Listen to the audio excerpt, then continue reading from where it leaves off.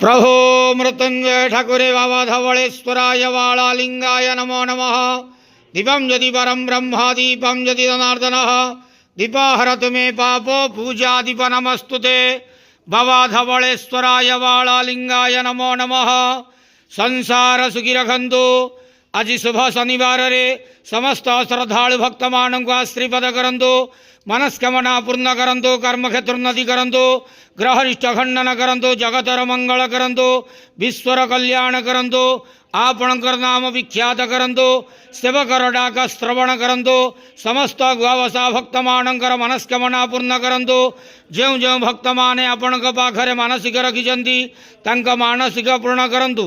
बाबा धवलेश्वराय वालालिंगाय नमो नमः।